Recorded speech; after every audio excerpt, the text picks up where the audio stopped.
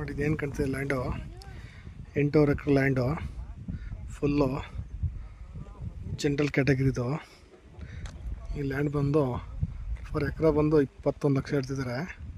ಮುಂತ್ಕೊಂಡ್ರೆ slight ನೆಕ್ಸಬಲ್ ಆಗುತ್ತೆ. ನೋಡಿ ಇದಕ್ಕೆ ಹೊಂದ್ಕೊಂಡಾಗೆ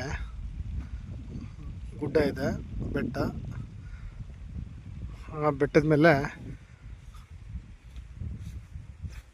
ಒಂದು ಟೆಂಪಲ್ಲು, ಫೇಮಸ್ ಟೆಂಪಲ್ ಅದು. ಒಂದು ಇದಕ್ಕೆ ಸಂಬಂಧಪಟ್ಟ ಬ್ಯಾಕ್ ಸೈಡಲ್ಲಿ ತೋಟ ಇದೆ, ತೆಂಗಿನ ತೋಟ ಇದೆ.